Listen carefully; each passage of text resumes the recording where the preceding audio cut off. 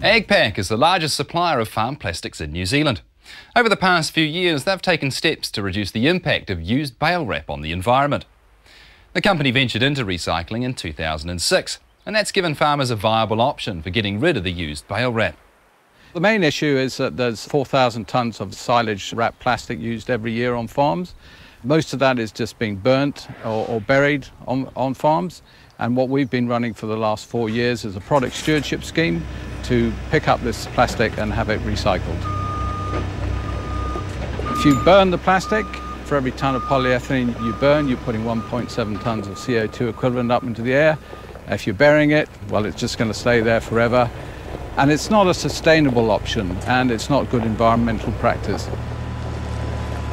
It does vary from region to region, but since we've demonstrated that this is a sustainable program that we're putting in place, the legislators are actually looking at this to saying, well, there's a recycling program in place and farmers should use it now.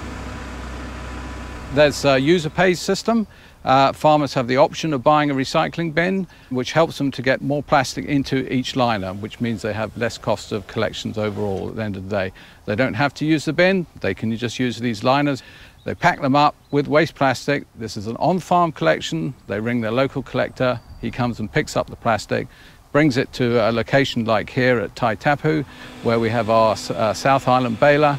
And then all these liners get baled up and then shipped off to the recycling plant for reprocessing here in New Zealand. And that's a first for New Zealand. Largely none of this is time specific when it has to be collected. So we can have this stuff collected in the quieter times, in the winter time. And it does give them additional employment opportunities and keep the guys busy during the off seasons. The first year we did our collections, we collected just 9 tonnes around the whole country of the 4,000 tonnes. This year, in the 7 months from this financial year, we've now collected over 200 tonnes. How many liners are you generally getting in each bale? Probably about 6 actually. So okay, that's good. Yeah, the liners are getting fuller all the time, so we're not getting as many as we used to. Right. We get 8. It's working really well actually. You know, we've had a lot of farmers that we've delivered baleage to in the last 6 months that we sell a bit of baleage to the west coast or the peninsula, and every time the truck arrives they're sort of saying, can we have a recycling bag as well? We live on Main Road, Takaroa. You know, it's a pretty prestigious tourist spot, and we don't like seeing the stuff laying over the fences, so that's why we've got heavily involved, and it's given us a good positive way to get rid of it.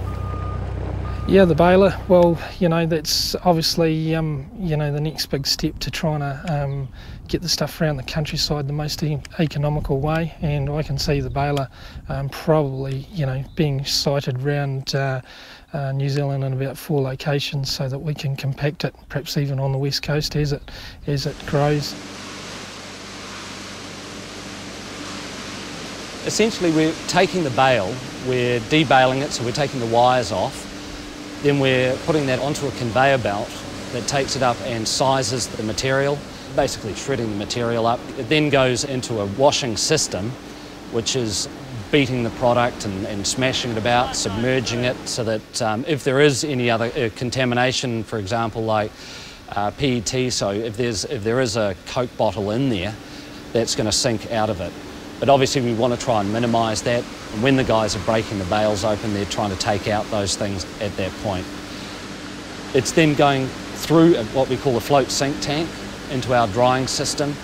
From the drying system, it's then going across into silos, which are feeding the TVE arraimer machine, which takes out any other plastics or contaminants such as paper or those sorts of things. But we can't have any metal going through that machine. It's got a metal detector on the conveyor belt and is watched like a hawk. What we end up with is we end up with a small pellet that is effectively a replacement for virgin polymer. So virgin polymer is what the extruders will use to make various products, any products, being film. They'll make containers out of it. They'll use it as a filler to make bins and all sorts of different containers. Liners cost around $55, which includes the cost of collection. And Masterguard is working closely with Canterbury University and Ag Research to develop new products from recycled material.